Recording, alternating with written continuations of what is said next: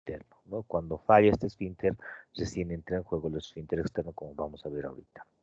Entre ambos, entre ambos esfínteres existe, perdón, una zona, esta que normalmente está, no existe, es una zona virtual, no real, donde ustedes fijan que el esfínter interno y externo están casi juntos.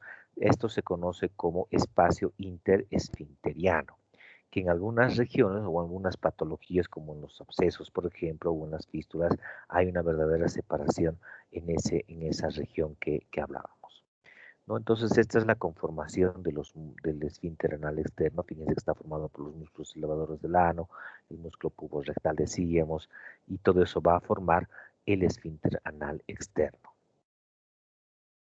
Otra imagen para ver que el esfínter interno, fíjense, es una prolongación nada más del músculo liso del recto mismo, ¿no? Y el esfínter externo, decíamos, está formado por los músculos del piso de la pelvis, y estos se conocen como las criptas o las zonas de la línea dentada que hablábamos hace un momento.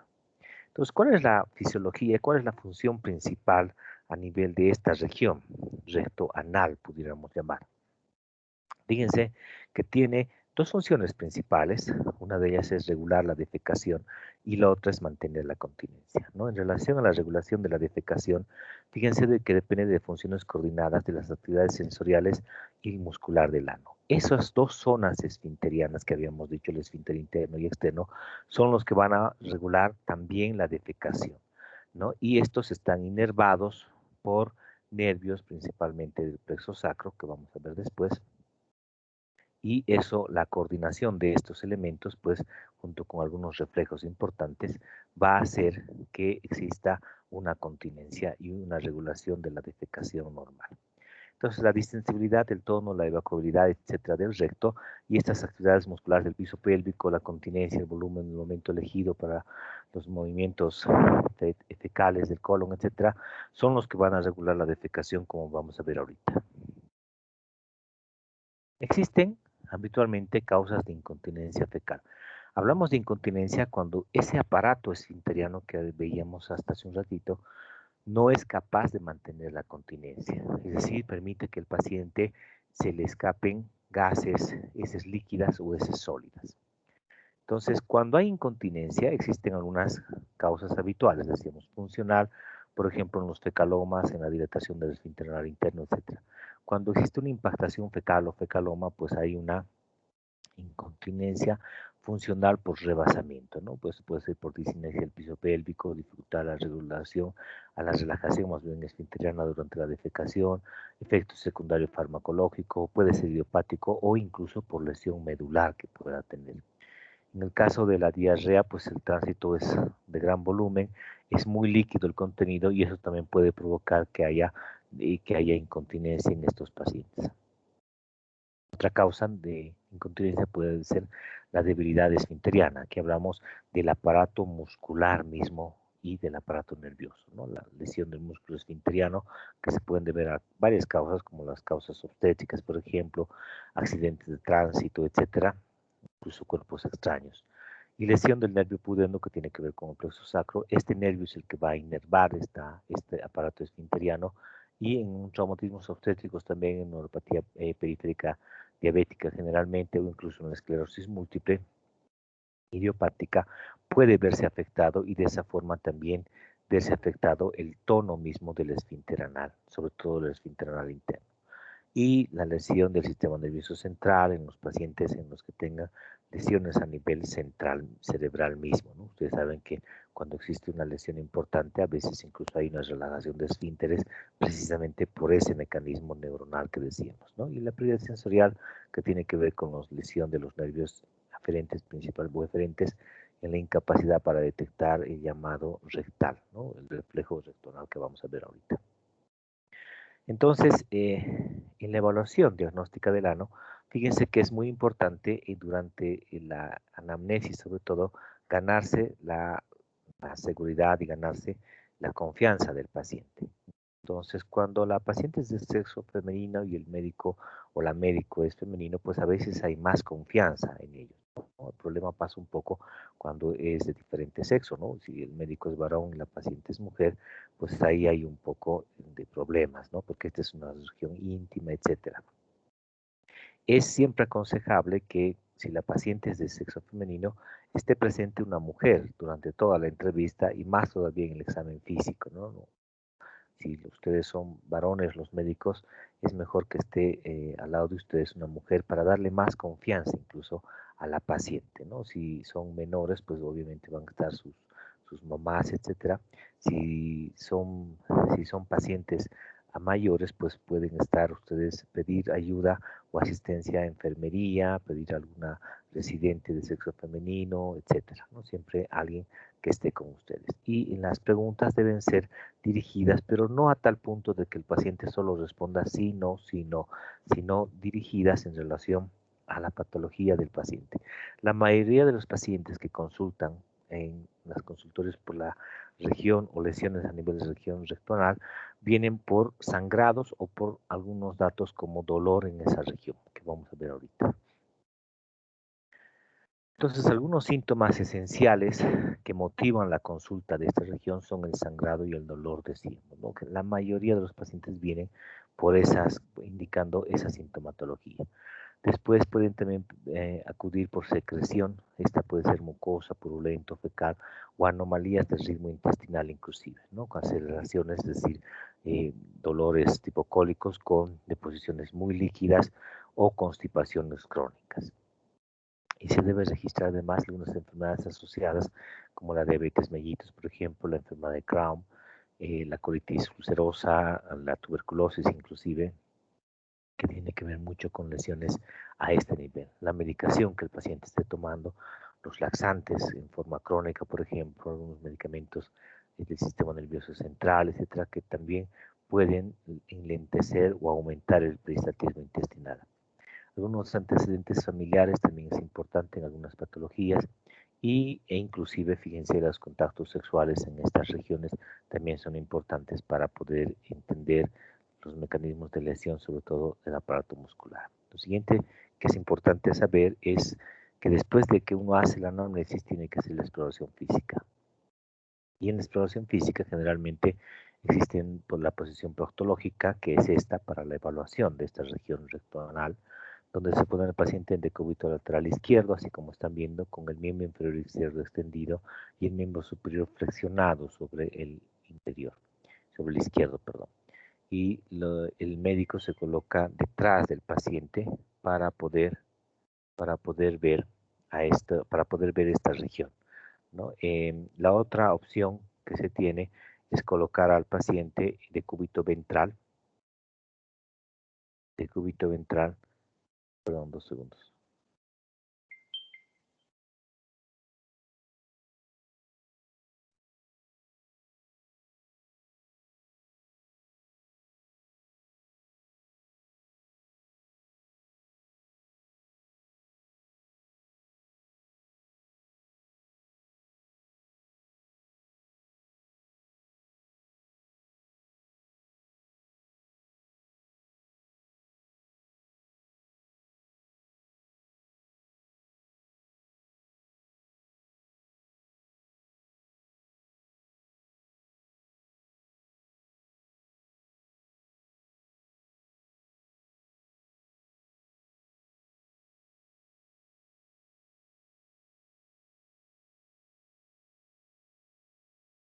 Ok, entonces decíamos que la otra opción es colocar al paciente en decúbito ventral con la pelvis por encima de la cabeza y de los pies, esto se conoce como la posición navaja sevillana también, para también revisar en esta exploración.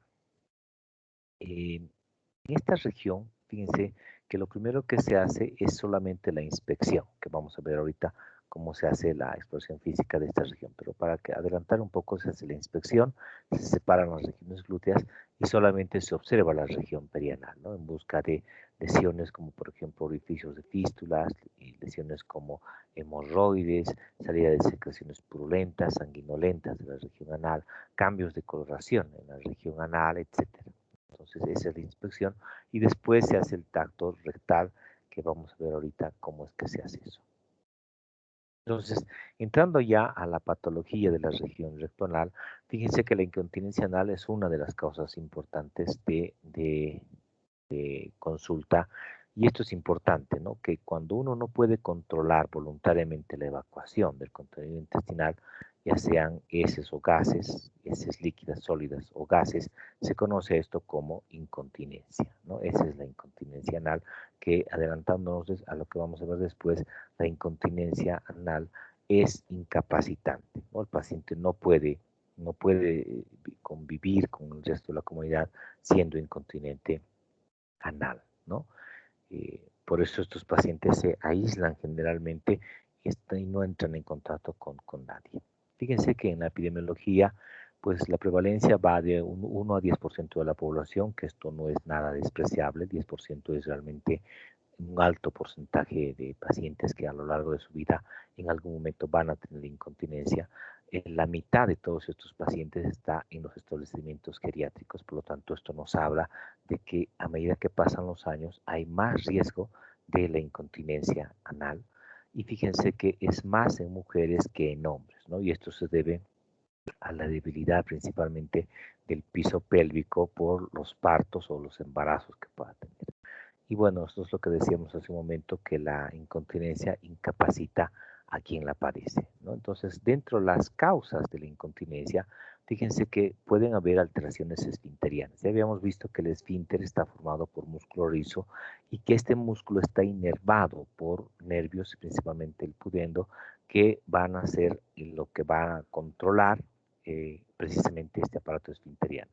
Entonces, las lesiones musculares, vamos a encontrar, por ejemplo, traumatismos obstétricos, ¿no? Esto ocurre cuando está en el trabajo de parto la paciente y no se ha hecho una episiotomía en la mayor parte de los casos. Ustedes saben que durante el trabajo de parto hay que hacer un corte a nivel de la región perineal, un corte lateral para evitar desgarros, la salida de la cabecita del niño. Si esto no ocurre, el desgarro puede ser posterior, es decir, hay un desgarro en el periné posterior a la vagina y este desgarro puede llegar y comprometer el esfínter anal, ¿no? Produciendo una ruptura o una lesión del esfínter. Después otra opción de lesión muscular, otra causa también, son los traumatismos perineales accidentales, ¿no? Las lesiones por empalamiento, por ejemplo, cuando haya destrucción de esta región por cuerpos extraños como maderas, fierros, en los accidentes generalmente de tránsito, como decíamos hace un momento. Y los traumatismos quirúrgicos, en algunos casos, en algunas cirugías, donde se esté trabajando precisamente sobre esta región esfinteriana, como por ejemplo en la cirugía de hemorroides o en la cirugía de fístulas rectoanales, que pueden producir lesión de este aparato esfinteriano. Después decíamos que para que funcione bien esos músculos del esfínter anal se necesita que los nervios también estén en óptimas condiciones. Entonces, en la lesión neuronal se puede ver también a traumas obstétricos. En esta lesión puede ser por desgarros o también puede ser, fíjense, por elongamientos prolongados, ¿no? Cuando, por ejemplo, la paciente que va a dar a luz esté con una posición obstétrica en la mesa de obstetricia durante mucho tiempo, ¿no? Esto produce un elongamiento del nervio pudendo y eso puede producir lesión neuronal. Los pacientes o en las pacientes con prolapso rectal de larga evolución también es una causa de lesión neuronal. En los pacientes seniles habíamos visto en las iatrogenias quirúrgicas de los pudenos, etc. Existen otras causas que tienen que ver con alteraciones colorectales, ¿no? Como la enfermedad inflamatoria intestinal, la proctitis rábica, por ejemplo, el colon irritable, incluso algunos tumores rectales y del canal anal y la úlcera rectal solitaria. Y la incontinencia idiopática o funcional, que decíamos que también puede ser una causa de incontinencia en estos pacientes. Entonces, ¿cómo es que ocurre normalmente la defecación? ¿No? ¿Cómo es que actúan estos músculos cuando se va a producir la defecación? Fíjense que todo empieza cuando se llena de aire o ese es el recto, específicamente la ampolla rectal. Cuando esto ocurre, se distiende el recto, por supuesto. Esto va a estimular un reflejo rectoanal inhibitorio. donde hay una relajación del esfínter anal interno y contracción del esfínter anal externo. Acuérdense que el esfínter anal interno es el que da la mayor continencia, habíamos dicho, en el día, involuntario, sin que nosotros nos demos cuenta. Pero cuando se distiende el recto, este esfínter se relaja y entonces las heces tienen tendencia a salir. Ahí es cuando entra en juego el esfínter anal externo que habíamos dicho que es voluntario. Entonces hay una contracción de ese esfínter y eso evita que salgan las heces, ¿no? Entonces hay una muestra de material fecal que va al canal anal superior y por eso nos hace consciente y se contrae. Entonces hay receptores anales y estos receptores anales mandan señales a la corteza cerebral para hacer consciente eso que decíamos del deseo de la defecación. Entonces aquí habrá que ver si hay condiciones para hacer la defecación o no. Entonces, si está en condiciones, si está el paciente en condiciones de defecar, entonces habrá una relajación de los músculos del suelo de la pelvis y también se relaja, fíjense, el esfínter anal externo. Esto va a producir un mecanismo de adaptación rectal de tipo vegetativo, un descenso perineal, un aumento del ángulo anorrectal, la maniobra de Valsalva en unas situaciones, y la relajación más todavía del esfínter anal interno. Y la consecuencia lógica de todo esto es la defecación. Ahora bien, si no es posible defecar en ese momento, entonces hay una contracción de los músculos del suelo de la pelvis y también del esfínter anal externo que evitan que haya una defecación, ¿no? Esto produce un cese de estímulos de presión y las heces se ponen en espera y después otra vez en un tiempo se vuelve a activar todo este mecanismo hasta que el paciente finalmente vaya a la defecación. Entonces, ¿qué hacemos como diagnóstico? Primero la anamnesis, la exploración física y algunos estudios complementarios. En la anamnesis, pues interesa mucho el preguntar la ingesta de sustancias o fármacos que pueda haber consumido, antecedentes quirúrgicos, obstétricos e incluso patológicos para entender las causas, sobre todo de lesión, ¿no? Y también en esta parte, fíjense que se hacen sistemas de evaluación a través de diarios de continencia, donde se manda al paciente a casa con estos diarios y se pide al paciente que registre durante una semana habitualmente eh, estos diarios que son como unos checklists, como unos cuestionarios que nos van a orientar en relación a que si el paciente está o no con algún grado de incontinencia. Existen escalas de incontinencia donde vamos a ver, por ejemplo, que clasifican a la incontinencia para sólidos, líquidos o para gases, ¿no? Esto es generalmente una. Y ya en el examen físico, después de ver esto, pedimos al paciente que adopte una posición proctológica. La revisión de esta región, por supuesto, que tiene que ser con guantes. No es necesario que sean guantes estériles, pueden ser de manipulación, pero siempre con guantes. Y lo primero que se hace, decíamos, en la exploración es la inspección. Separamos la región glútea y solamente observamos. Vamos a observar cicatrices, descenso del periné, los reflejos que decíamos hace un momento. Además vamos a observar también en esta región cambios de coloración, orificios de fístulas, etc. Después hacemos el tacto rectal. El tacto rectal se hace con el dedo índice de la mano.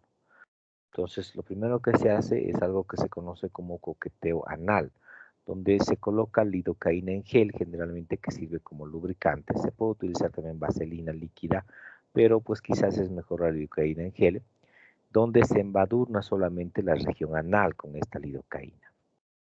Vamos pasando varias veces esta región anal y después introducimos solamente la primera falange. Cuando introducimos la primera falange del dedo índice, lo que vamos a sentir es el tono del esfínter anal para saber si está hipertónico, hipotónico o normotónico, ¿no? Si está hipotónico estará muy contraído y le despertará mucho dolor en el paciente.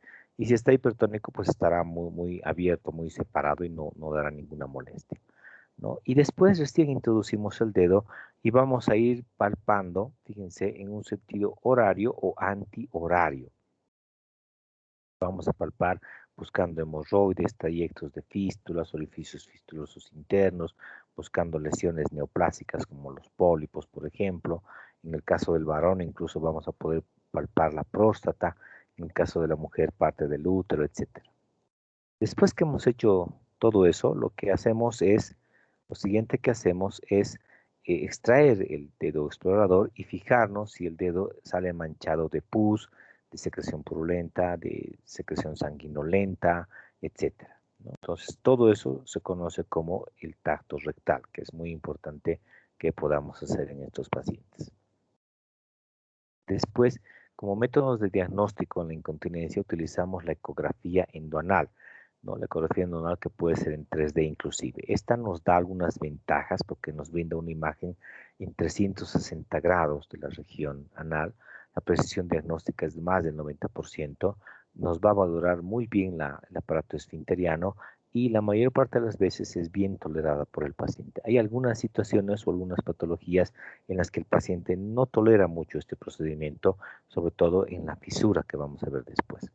Entonces, esta es la imagen que nos va a mostrar la ecografía endonal. El transductor es delgado, así se parece mucho al transvaginal, es un poco más delgado para la exploración endoanal. Entonces, vamos a ver primero el transductor, después vamos a ver el medio acuoso, que sirve como contraste si ustedes quieren, y luego vamos a ver una serie de halos alrededor de todo esto que decíamos, ¿no? Donde el primero corresponde a la mucosa del recto, el segundo a la submucosa, después a la capa muscular y finalmente a la grasa perirectal, ¿no? Eso es lo que habitualmente vemos. Y bueno, la imagen es un poco diferente cuando estamos en el tercio superior, tercio medio o tercio inferior, pero en casi todos vemos exactamente lo mismo, ¿no es cierto? Entonces estamos viendo esto que es el transductor, este es el medio acuoso, y aquí vemos la mucosa, la submucosa, la muscular y finalmente la zona perirectal. Esto que están viendo en blanco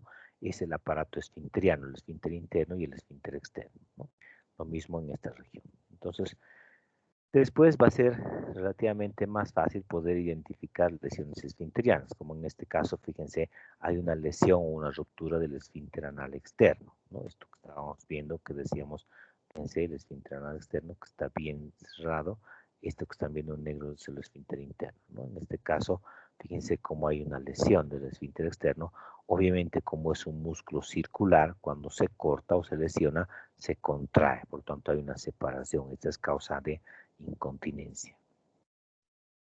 Y en este otro caso, fíjense que además de estar lesionado el externo, está también lesionado el esfínter interno, ¿no? Entonces, esta es una lesión completa del aparato esfinteriano que podemos ver en esta imagen, ¿no? La ecografía endonal en 3D nos va a dar una imagen muy parecida a esa, además de ver la continencia del aparato, podemos ver si no está ocupado el espacio interesfinteriano por colecciones líquidas, por trayectos fistulosos, etcétera. La resonancia magnética también nos ayuda, fíjense, en el diagnóstico. Es un estudio de musculatura no rectal, pues no da mayores resultados o mayores resultados sí que la ecografía endonal y el costo económico es mucho, mucho más alto.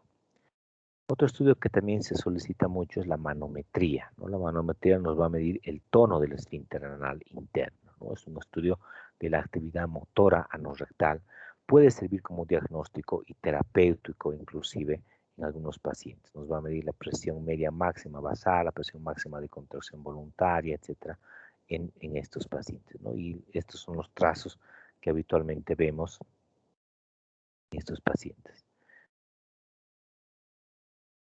La electromiografía, que puede ser con aguja de contacto o de fibra única, ¿no? Que también nos ayuda, está basada en la electroestimulación, el mapeo circunferencial y en algunas lesiones que son importantes, que nos ayudan mucho para ver sobre todo la parte neuronal o la lesión neuronal del nervio pudendo, que es parte del plexo sacro que decíamos hace un momento.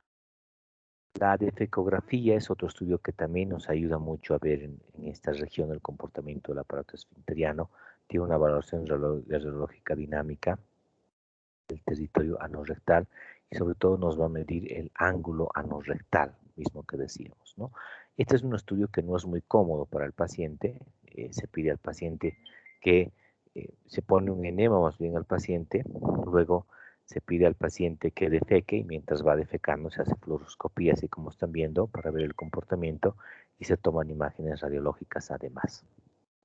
Bueno, una vez que hemos hecho el diagnóstico, que ya sabemos que el paciente tiene una incontinencia, es importante saber si la incontinencia es de origen muscular o de origen neurológico principalmente, ¿no? En esos casos es importante discriminar esto o de ambos que puede también existir. El tratamiento puede ser conservador en una primera instancia, que tiene que ver con medidas generalmente dietéticas y algunos fármacos, como retirar los laxantes, por ejemplo. Esto va a producir en el paciente procesos diarreicos y ustedes saben que las heces muy líquidas pueden fácilmente salirse sin el control del paciente. Si la incontinencia es por rebosamiento, pues aumentar líquidos y fibra principalmente a estos pacientes. Esto generalmente ocurre en la impactación fecal. Cuando existe un fecaloma por las partes laterales, pues va saliendo un poco del líquido de heces líquidas, ¿no? Entonces, por eso lo que hay que hacer es aumentar la cantidad de líquidos y fibra principalmente. Después, los fármacos astringentes como la loperamida y la codeína, finalmente se puede evitar en el caso de que las heces sean muy líquidas, ¿no? Y la administración periódica de enemas en el caso de que el paciente tenga impactación fecal o fecalomas, por ejemplo, como consecuencia de otras patologías. El biofeedback es muy importante en el tratamiento conservador, pero también nos ayuda muchísimo esto, fíjense, después de procedimientos quirúrgicos en esta región del aparato esfinteriano. ¿En qué consiste el biofeedback? Consiste en la reeducación rectonal de la defecación y la continencia. Es enseñar al paciente a que sienta cuando las heces o el gas llega a la región de la ampolla rectal y aumentar el tono del esfínter, sobre todo externo, haciendo contracciones de ese esfínter anal externo para mejorar su tono de este esfínter, ¿no? Entonces, es importante que el paciente haga ejercicio. Se pide que cuando vaya a defecar contraiga el esfínter anal externo, evite un poco que salga la defecación y luego otra vez que relaje, ¿no? Esto ayuda a que haya una hipertrofia de la musculatura del esfínter anal externo y con esto pues se consigue un mejor tono en esta región, ¿no? Depende mucho de la colaboración del paciente. La manometría y la electromiografía es importante. Se puede utilizar previo y después de la cirugía. Y la eficacia, fíjense, solamente del biofeedback llega a un 70 a 80% de efectividad en estos pacientes, ¿no? Entonces es un muy buen estudio, pero es importante que el paciente vaya a colaborar. Bueno, finalmente el tratamiento de la incontinencia pues es quirúrgico, sobre todo cuando la lesión es a nivel de la musculatura, del aparato esfinteriano, ¿no? Acuérdense que cuando es la lesión nerviosa pues vamos más a electromiografía que vamos a ver ahorita o además utilizando otros procedimientos como el biofeedback, por ejemplo. Pero cuando es que la lesión a nivel de los músculos del esfínter, pues el tratamiento es quirúrgico, ¿no? La técnica más eficaz ante la anomalía rectal principalmente, y también cuando se utilizan, o también se utiliza ante fracasos de otras técnicas conservadoras, ¿no? Es importante la preparación mecánica cuando se va a hacer estos procedimientos, igual como si se fuera a operar el paciente de colon. Ustedes saben que para eso utilizamos la preparación mecánica y antibiótica a través de enemas, a través de medicamentos como el polietilenglicol, por ejemplo, o medicamentos como el metronidazol, etcétera, para disminuir la flora bacteriana, ¿no? Después lavado rectal con povidona iodada, dieta líquida 3 o 4 días postoperatorio, no poner tapones, son algunos mecanismos importantes. Y dentro de las opciones quirúrgicas, fíjense que tenemos varias, desde la esfinteroplastía, las reparaciones del suelo pélvico, transposiciones musculares, esfínter anal artificial, neuroestimulación sacra, incluso algunos implantes y finalmente las colostomías, ¿no? Que generalmente esto se hace cuando nada de lo anterior funciona. Dentro de la esfinteroplastía, pues consiste en hacer un solapaje sin tensión, generalmente una superposición, si ustedes quieren, del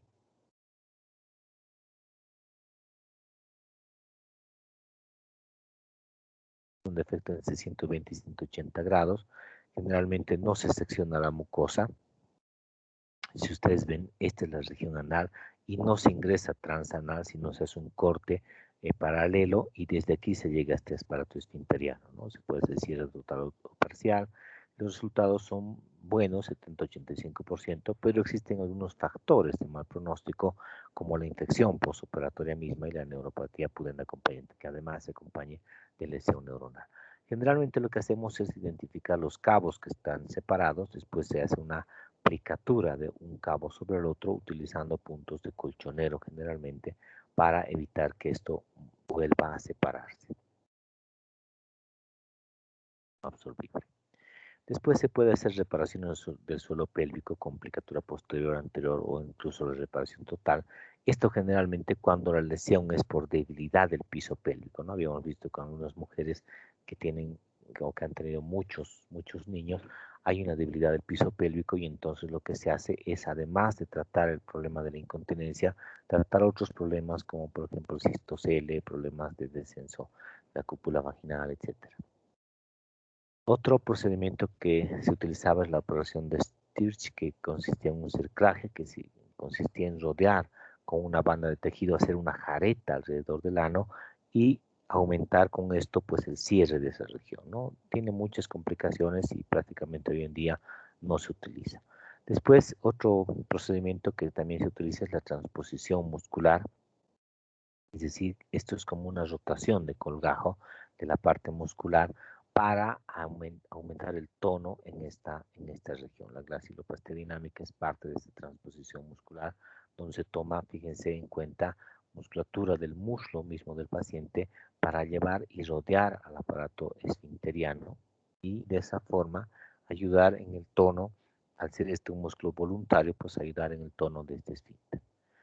El esfínter anal artificial, que cuando apareció todos pensaban que esta era la solución a este problema de la incontinencia, tiene algunas partes, fíjense, tiene un balón que contiene un líquido, que es como una solución salina o fisiológica, y a través de un conducto se conecta esto que es la bomba para vaciar o disminuir o aumentar más bien el líquido en esta región que es como el manguito de su tensiómetro, si ustedes quieren. Y lo que se hace es esto, con este material más bien se rodea al recto en la última parte, ¿no? Esto que están viendo es esto, y este es el balón. Y la bomba generalmente se pone en el escroto, en el varón y en el labio mayor, generalmente en las mujeres, ¿no? Por debajo, obviamente. Entonces, cuando uno accede a la bomba, es decir, cuando uno aprieta varias veces esto, el líquido que está aquí desciende y va a aumentar la presión a este nivel, de manera que eso va a cerrar la región anal, ¿no? La región rectoanal en realidad. Bueno, con esto, pues lo que hace el paciente es evitar la incontinencia, ¿no? Entonces, pero pero fíjense, bueno, y cuando el paciente sienta deseos de defecar, lo único que hay que hacer es apretar esta zona para que este líquido vuelva otra vez a este reservorio y las heces pues puedan salir fácilmente, ¿no? El problema de esto es que las complicaciones que traían eran realmente muchas, sobre todo de rechazo al manguito, erosiones perineales que había, y por eso finalmente pues ha sido un poco abandonado esta forma o esta técnica quirúrgica, ¿no? Además que este aparato no es muy barato, es algo costoso y no está disponible por lo tanto para todos los pacientes. Pues cuando la lesión principalmente es neuronal, se utiliza la estimulación de las raíces sacras, ¿no? Ustedes saben que eso tiene que ver con el nervio pudendo, decíamos, ¿no?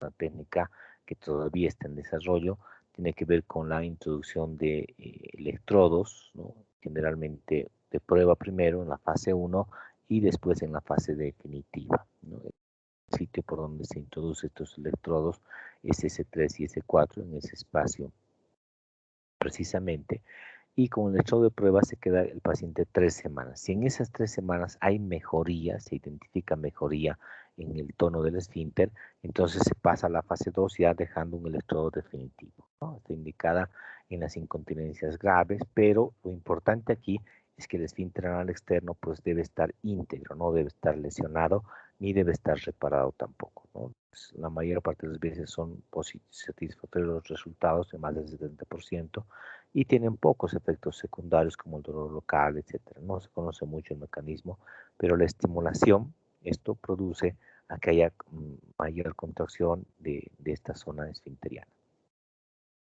Y finalmente la colostomía, cuando ninguna de las técnicas anteriores pues son eficaces, ¿no? Esto nunca se debe descartar porque ofrece una mejor calidad de vida para el paciente. Es mejor para el paciente vivir con colostomía que ser incontinente. Entonces, si nada de lo anterior ha sido beneficioso para el paciente, la última opción que tenemos es hacer una colostomía definitiva, ¿no?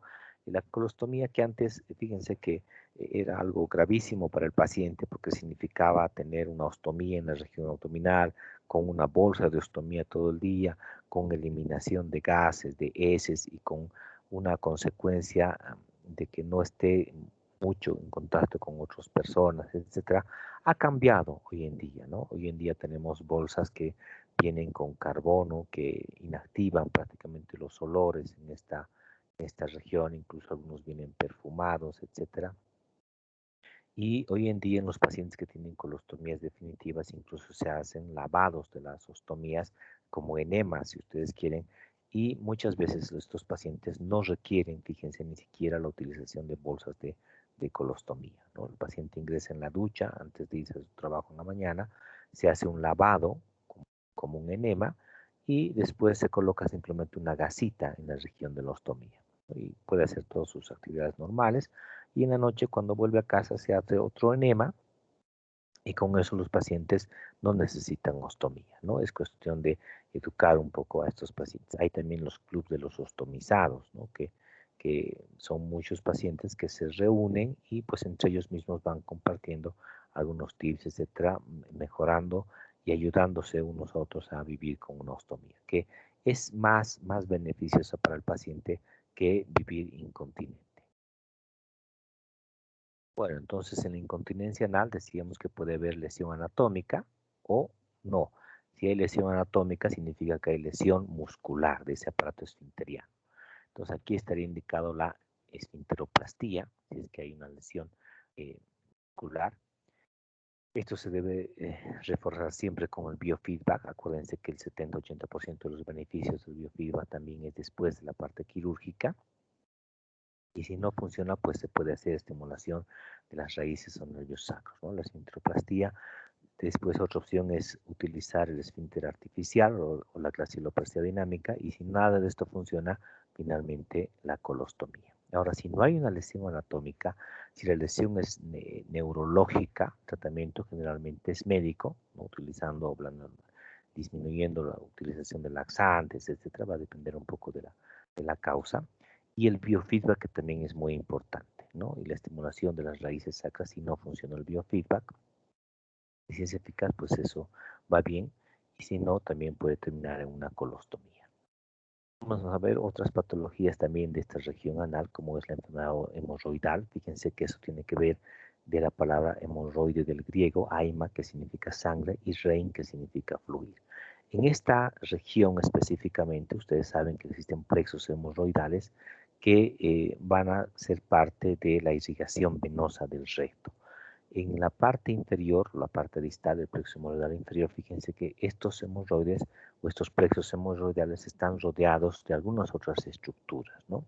Entonces, como concepto general, las hemorroides consisten en una degeneración y dilatación de los cojinetes hemorroidarios del conducto anal que contienen vasos sanguíneos, músculo liso y tejido elástico y conectivo. Significa que las hemorroides no solo son dilataciones a manera de varices en estas venas de la región anal, sino fíjense que es más que eso, ¿no? Estos son verdaderos cojinetes que están formados, decíamos, por vasos sanguíneos, por músculo liso y además por tejido elástico y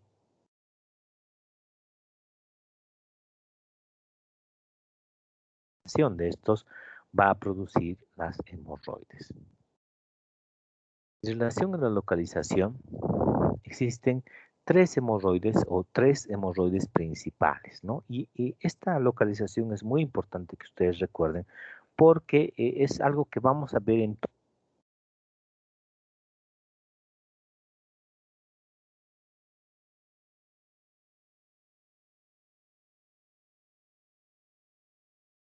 a poder describir, fíjense, no solamente las hemorroides, sino dónde están ubicados los trayectos fistulosos, por ejemplo, los orificios internos o externos en una fístula rectoanal, y también vamos a poder ver o describir más bien los abscesos perianales, dónde están ubicados, o las fisuras, etcétera. ¿Ya? Entonces, esta es una nomenclatura estándar internacional que todos debemos conocer. Van a ver ustedes que cuando hay informes, por ejemplo, imagenológicos, ponen orificio fistuloso a horas 3, orificio fistuloso a horas 5, 7, etcétera, donde se encuentre.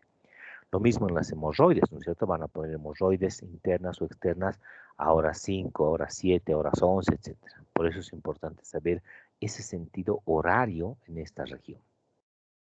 Entonces, para poder identificar ese sentido horario, lo que tenemos que hacer es primero imaginarnos a un paciente en una posición ginecológica, ¿ya? Y que nosotros estuviéramos como si atendiendo un parto delante del paciente. Entonces, este es el paciente, esta es la parte anterior, es lo que corresponde al pubis, esta es la parte posterior que corresponde al coxis, si ustedes pueden ver, y en vez del ano el paciente tiene un reloj de estas características. Este sería el miembro inferior izquierdo del paciente y esto sería el miembro inferior derecho del paciente. Entonces, en estas circunstancias, fíjense que a horas 12 va a ser hacia la región anterior. A horas 6 va a ser hacia la región posterior. 3 va a ser hacia el lado izquierdo del paciente o al muslo izquierdo del paciente, si ustedes quieren. Y 9 va a ser al lado derecho o el muslo derecho del paciente. Ese Bajo esos puntos cardinales, ahora es más fácil poder decir que aquí va a ser a horas 1, 2, 4, 5, 7, 8, 10 y 11, ¿cierto? Entonces ahí tenemos ya el sentido horario. Este sentido horario no se modifica con la posición del paciente. Es decir, si el paciente está en esta posición ginecológica, hemos dicho va a ser este el sentido horario. Si el paciente está en decúbito lateral derecho, imagínense está de este otro lado, las 12 va a seguir siendo en el mismo lado, igual a 6, 3, 9, etcétera. No importa la posición que adopte el paciente, esto va a seguir en ese mismo sentido, ¿ya? Entonces, decíamos que específicamente en las hemorroides existen tres paquetes principales, y de esos tres paquetes, uno es izquierdo y dos son derechos. El que es izquierdo está a horas 3, por eso se llama lateral izquierdo. Aquí hay un paquete hemorroidario principal. Esto es muy importante porque cuando ustedes vayan a hacer un tacto rectal, tienen que ir en esos horarios a buscar, porque generalmente lo primero que se dilata en un paciente con enfermedad hemorroidal son estos paquetes principales. Después recién se dilatan los secundarios que vamos a ver después. Entonces, de entre los principales, los tres decíamos, uno es izquierdo, que está a horas 3, ese es el lateral izquierdo, y dos son derechos. Hay dos paquetes principales derechos, uno anterior y otro posterior. El que es anterior está a horas 11 generalmente, ¿no? Entonces ese es el anterior derecho y el posterior derecho está a horas 7 la mayor parte de las veces. ¿Ya? Entonces eso es importante que ustedes recuerden, ¿no? Si volvemos a esta gráfica, estamos viendo los paquetes hemorroidarios principales, ¿no? Aquí, fíjense que esta es la región anterior, por lo tanto, el paciente está en decúbito ventral, ¿no es cierto? Aquí estaría el pubis, aquí estaría el coxis, si ustedes quieren, y esta es la región izquierda del paciente, significa que su cabeza del paciente está aquí adelante. Entonces, a horas 3 habíamos dicho que es el lateral izquierdo, y el posterior izquierdo y el anterior izquierdo, ¿cierto? El anterior izquierdo estaría a horas 11 y el posterior a horas 7, así como están viendo. ¿Ya? Eso es muy importante. Bueno, la anatomía ya vimos hace unas clases atrás.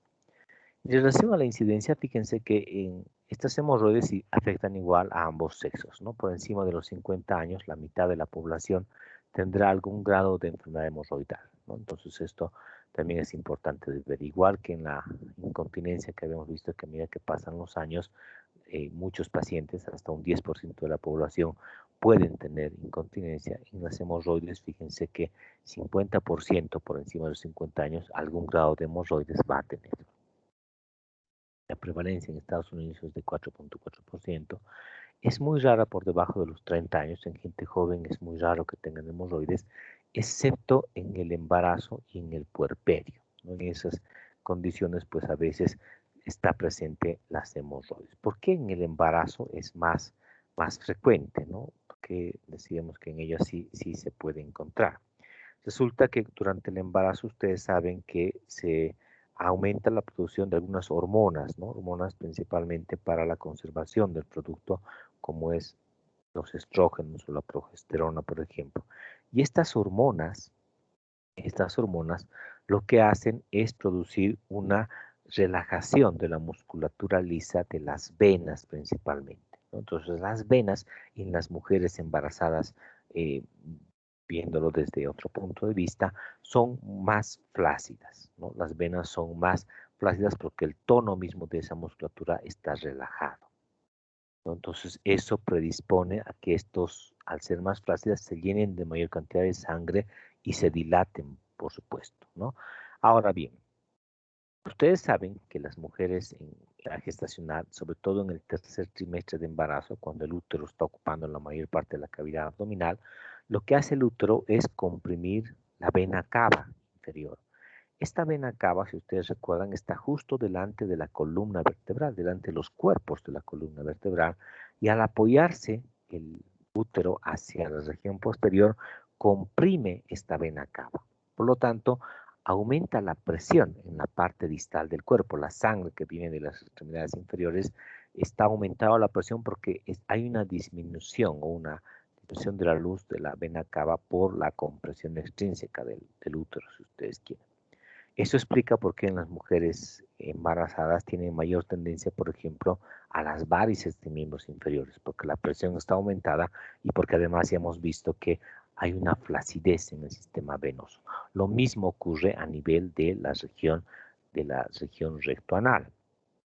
Si ustedes recuerdan, las venas del tercio medio y tercio inferior del recto son venas que son tributarias a la vena ilíaca interna y de esta a la vena, a la vena o del retorno venoso inferior, ¿verdad? Entonces, lo que hace al comprimirse, esto decíamos, aumenta la presión y por eso hay más riesgo de que las mujeres embarazadas tengan varices. Además, si ustedes recuerdan, las venas normalmente en los miembros inferiores tienen válvulas, ¿no es cierto? Que eso ayuda a que haya un retorno venoso importante. En cambio, las venas de la región rectal, venas hemorroidales, no tienen válvulas. Entonces, esto predispone a que también los pacientes tengan hemorroides. Por otra parte, fíjense que durante el trabajo de parto, las pacientes hacen maniobras de valsalva forzadas, ¿no es cierto? Cuando van a alumbrar o van a dar a luz al producto de la concepción. Entonces, esto aumenta la presión, no solamente en el abdomen, sino en ese sistema venoso que decíamos, ¿no? Que tiene que ver con la vena cava inferior. Entonces, al aumentar la presión, hay más riesgo de que salgan hemorroides en el puerperio. Por eso no es infrecuente ver a pacientes puérperas, en el puerperio inmediato sobre todo, que en la región anal tengan hemorroides internas y externas al mismo tiempo. Ahora bien, la principal causa de las hemorroides en general, en todos los pacientes, la principal causa es la constipación crónica, ¿no? Eso es muy importante que ustedes recuerden, porque cuando el paciente tiene hemorroides, a veces uno se enfrasca en el tratamiento de las hemorroides, pero no estamos tratando la causa que motivó a que el paciente tenga hemorroides. Si la constipación crónica es la causa principal y no mejoramos esa constipación, aunque le hagamos el tratamiento de las hemorroides, el paciente va a seguir teniendo hemorroides e incluso va a tener más hemorroides. Y si los operamos, va a haber recidiva de hemorroides de otros paquetes hemorroidales, ¿no? Por eso es importante, fíjense, tratar la causa, ¿no? Entonces, la dieta baja en fibra o la constipación crónica es la causa principal de las hemorroides, ¿no? Después hay una tendencia familiar, la posición erecta, por esto que decíamos de que las venas no tienen válvulas en los plexos hemorroidarios, y por lo tanto, si uno está de pie, hay más riesgo de que se dilaten esos cojinetes que decíamos y que aparezcan las hemorroides. También una causa importante es la hiperfunción del esfínter anal interno y la obstrucción al retorno venoso, sea cual fuera la causa, principalmente a nivel de la vena cava inferior. Bueno, las hemorroides se clasifican en tres tipos en realidad: hemorroides externas, internas y las hemorroides mixtas. El límite anatómico que separa las hemorroides internas de las externas es la línea dentada o línea pectínea, ¿no? Si ustedes recuerdan, decíamos que esa línea era el límite entre la piel y la región del recto, la última parte del recto. Entonces, el límite anatómico es esa línea dentada. Las hemorroides que salen por encima de la línea dentada son hemorroides internas, las que salen por fuera son hemorroides externas. Si el paciente tiene ambos tipos de hemorroides, tanto internos como externas, es hemorroides mixtas. Las hemorroides internas se clasifican, las hemorroides externas no se clasifican. No hay una clasificación para hemorroides externas, solamente las internas se clasifican. ¿Ya? Las hemorroides internas se clasifican en 4 grados, ¿no? Dentro de estas, el grado 1 son paquetes hemorroidarios abultados, sin prolapso y con sangrado. Es decir, estos pacientes no prolapsan las hemorroides, no, pero sí pueden sangrar, fíjense, ¿no? Y generalmente dan prurito también en estos pacientes. Entonces, son hemorroides que no prolapsan y que pueden dar prurito en estos pacientes y sangrados también. Después, el grado 2 son los pacientes que sí prolapsan. Cuando el paciente hace la maniobra de Valsalva o hace algún esfuerzo físico, salen los paquetes hemorroidarios y cuando deja de hacer esas maniobras se reducen espontáneamente, ¿no? Entonces, esas son las hemorroides grado 2. Las hemorroides grado 3 son las que salen cuando el paciente hace la maniobra de Valsalva y no retornan, se quedan afuera. El paciente digitalmente aprende a reducirse, ¿no? Entonces, estas hemorroides grado 3 pueden protruir a la maniobra de Valsalva y digitalmente se reducen. Y finalmente, las hemorroides grado 4 son las que protruyen, salen con la maniobra de Valsalva generalmente y no retornan, ni con maniobras digitales, ni con nada, quedando expuesto la mucosa hacia la parte externa, ¿no? Esas son las hemorroides grado 4. Entonces es muy importante esta clasificación. Ahora, ¿cuál es el cuadro clínico de los pacientes? Estos pacientes pueden presentar sangrado como principal causa. Perdón.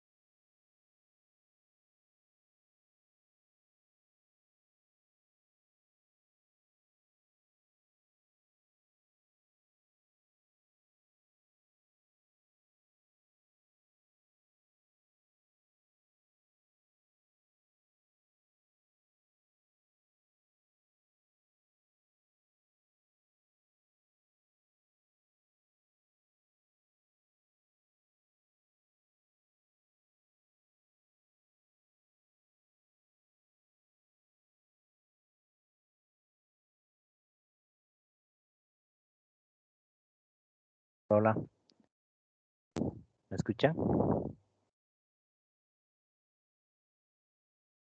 Yo no, me imagino que sí me escucha.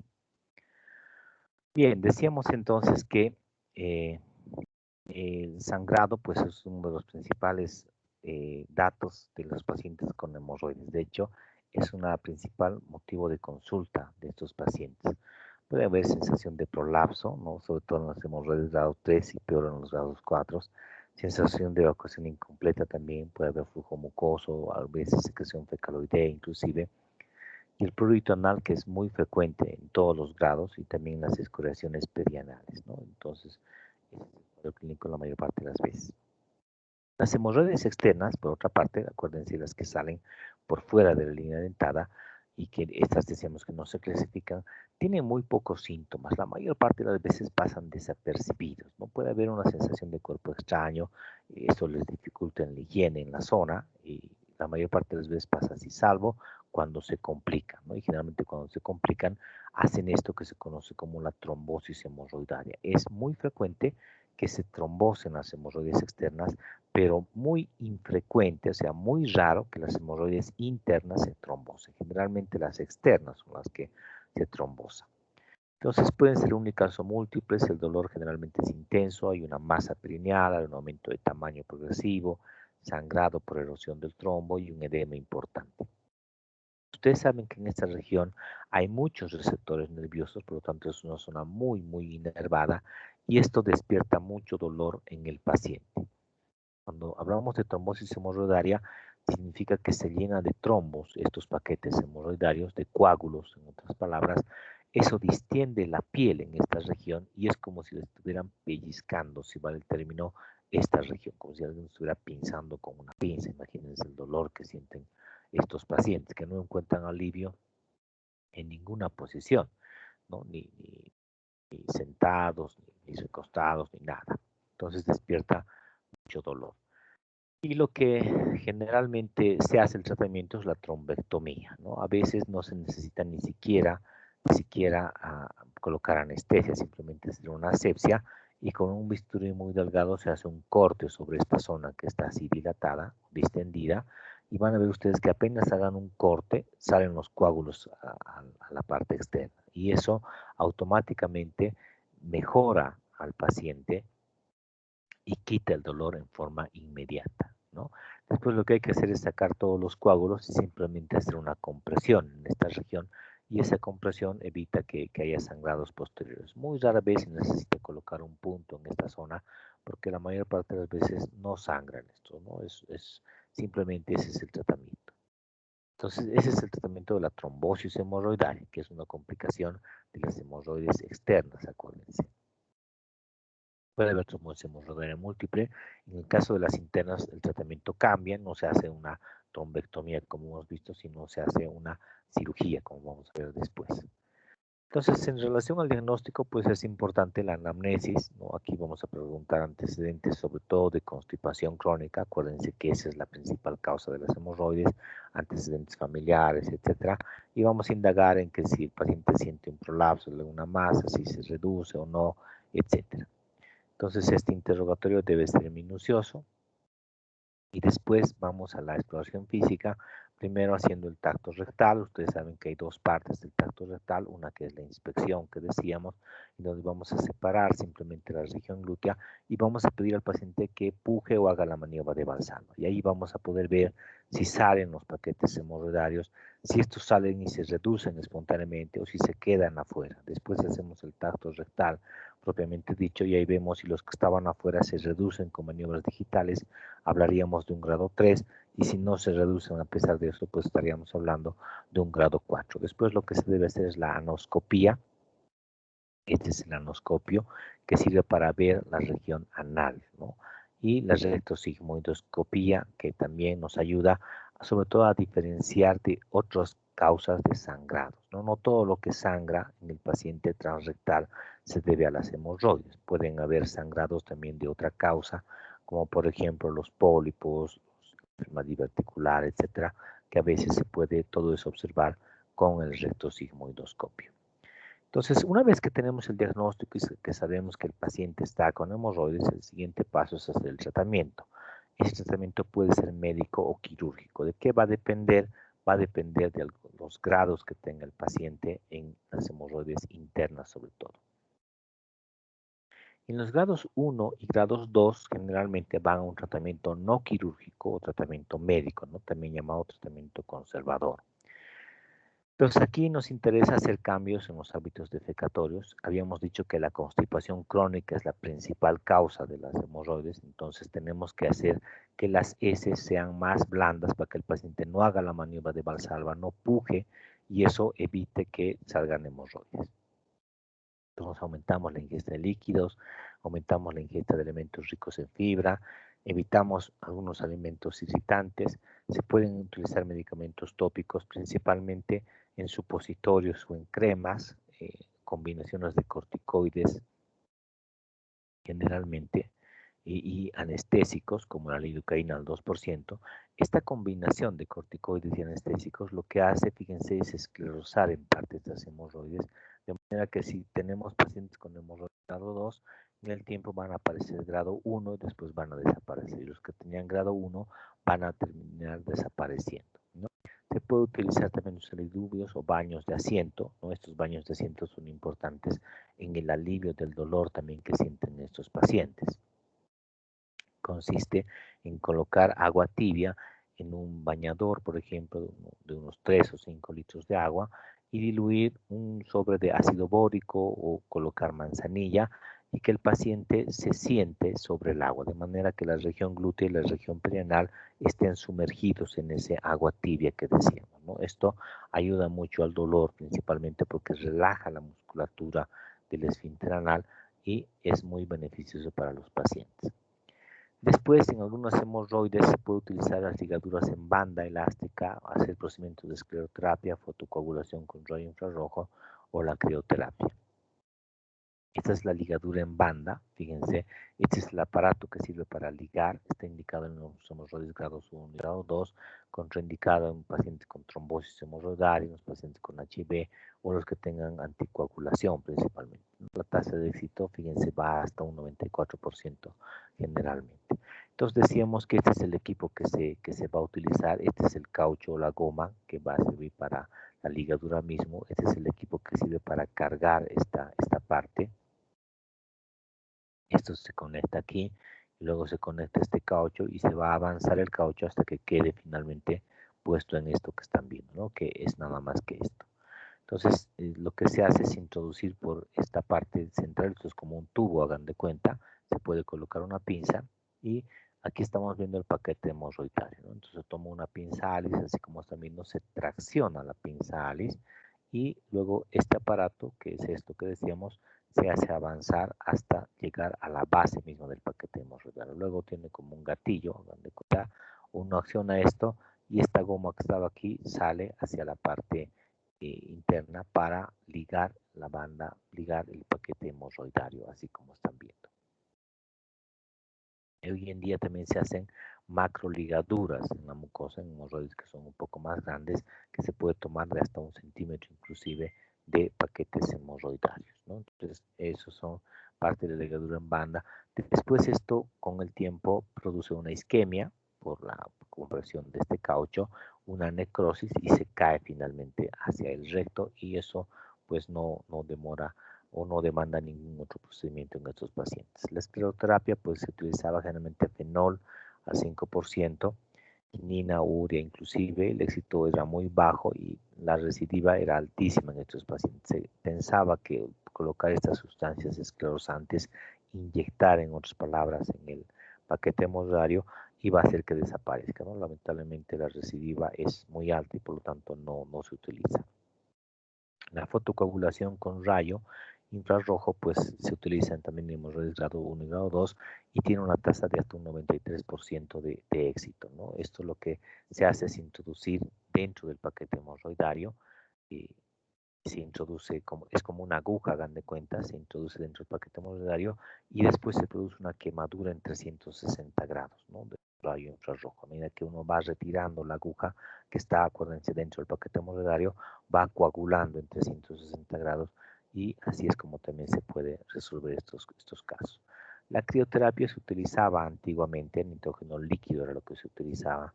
Se hacía una inyección en el paquete hemorroidal de nitrógeno líquido y se esperaba que con eso el paquete se necrose y se caiga en el tiempo, ¿no? Lamentablemente tiene muchas complicaciones, a veces pueden ir émbolos de nitrógeno líquido a otras zonas y producir morbilidad o mortalidad incluso en los pacientes en otras zonas. Por eso no se utiliza mucho tampoco hoy en día. Y finalmente el tratamiento quirúrgico pues está basado en técnicas abiertas y cerradas, ¿no? La primera que apareció, fíjense, es la técnica de Ferguson para las hemorroides, después apareció la técnica de Milligan Morgan para el paquete hemorroide, para los hemorroides, que es una modificación en realidad de técnica de Ferguson. Y finalmente la mucosectomía con engrapadora PPH, que es lo que más actualmente se utiliza, sobre todo para las hemorroides grado 4, como vamos a ver después. Entonces, lo primero que hacemos es colocar al paciente en una posición de navaja sevillana, donde la pelvis, fíjense, está más alta en relación a la cabeza y los pies del paciente. Lo siguiente que se hace es abrir la región perianal. Generalmente esto se hace utilizando cintas adhesivas, así como están viendo, para exponer mejor esta región anal, ¿no? Y obviamente el paciente tiene que estar bajo anestesia, principalmente raquidia.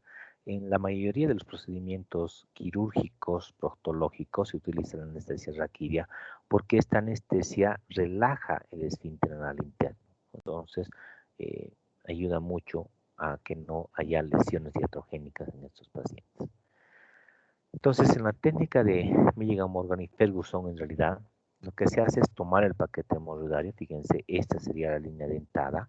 Aquí está la parte del recto y esta es la piel de la región anal. Entonces, toma el paquete hemorroidario, se corta paralelo al paquete hemorroidario la mucosa del recto, así como están viendo, y la piel de la región anal. Luego, con una tijera, se va quitando el paquete hemorroidario hasta la base que está aquí. Una vez que se llega a la base, se liga a la base para evitar que sangren estos pacientes. Y expuesto así, fíjense que vamos a tener la mucosa del recto y la piel de la región anal. Entonces, en la técnica de Milligan Morgan, la técnica de Ferguson, perdón, primero, que era la más antigua, decíamos, se cierra ese lecho cruento completamente, de manera que se cierra la parte del recto, la mucosa del recto y la piel de la región anal, ¿no? Entonces, finalmente el paciente se termina así como están viendo, con sutura en toda esa zona cruenta. Fíjense que estos pacientes en los que antiguamente se hacía así presentaban complicaciones, generalmente la presencia de abscesos, ¿no? Se absedaban estas zonas porque acuérdense, esta es una zona muy contaminada, ¿no? Entonces eso producía abscesos y lo que se hacía era abrir o soltar estos puntos para que se drenen el absceso en la piel principalmente que presentaba, ¿no? Y entonces esto después cicatrizaba por segunda intención. Por eso apareció la técnica de Milligan Morgan. En esta técnica se sutura o se cierra solamente la mucosa del recto y se deja abierto la piel de la región anal, de manera que al no estar cerrado esta zona no hay cómo se colecciona nada y se evite ese paso de que se forme un absceso, ¿no? Hoy en día, como tenemos antibióticos, vuelto otra vez la técnica de Ferguson. En esa técnica es cerrada también denominada porque los tiempos de recuperación y de cicatrización son más rápidos en los pacientes. Y bueno, esto es parte de la trombosis hemorroidal que vimos hace un momento. La mucosectomía con engrapadora PPH, decíamos, se utiliza generalmente para las hemorroides grado 4. Se utiliza un kit o un set que viene con este equipo. No es muy barato, creo que el set vale 600 a 800 dólares y es de una sola utilización.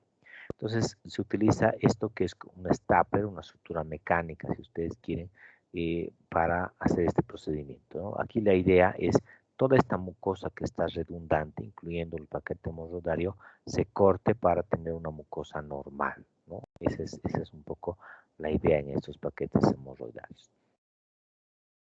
Entonces viene con este equipo, decíamos, o con este set, que es con un anoscopio que está abierto, es como una valva que sirve para hacer suturas, ¿no? La idea es que se corte y se sutura al mismo tiempo esta mucosa, la mucosa solamente, no la capa muscular.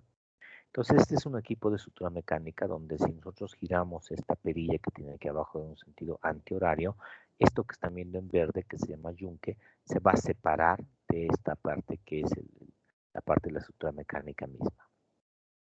Y cuando accionamos o giramos esto en un sentido horario, esto que están viendo en verde que estaba separado vuelve otra vez a unirse a este equipo mismo. ¿Ya? Entonces, para hacer este procedimiento, primero utilizamos este equipo, que es como una valva en media caña, y hacemos una jareta con un hilo, generalmente con problema de 3 ceros, por encima del defecto de los hemorroides, ¿no? Del origen de los hemorroides. Entonces, introducimos así como están viendo y hacemos una jareta alrededor en 360 grados, si ustedes quieren, de eso. Una vez que se ha hecho en 360 grados, se introduce este stapler, sutura mecánica, y lo que se hace es abrir de manera que esto que están viendo en verde que decíamos se separe, así como están viendo. Esta es la parte verde o yunque y este es el equipo mismo del stapler. Una vez que están así separados, acuérdense, fíjense, aquí están los paquetes hemorroidales, la jareta se ha hecho por encima de esos paquetes, se estiran los hilos de la jareta y entonces la mucosa se va a cerrar, así como están viendo. Una vez que se ha hecho eso, se vuelve a accionar esto. Estos son los hilos que están accionando para evitar que la jareta se suelte.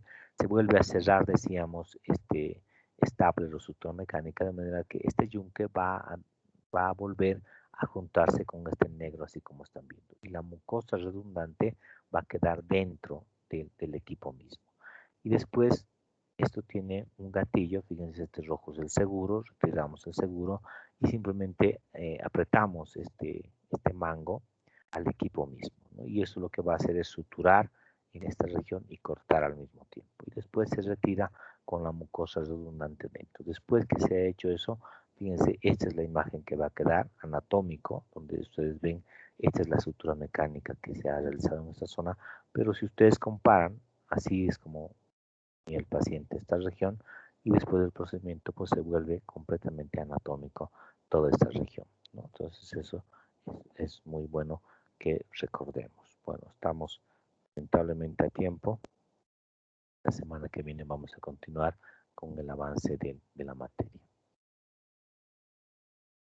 Entonces, que les vaya muy bien. Nos vemos la semana que viene. Gracias, doctor. Hasta luego. Buenas noches, doctor.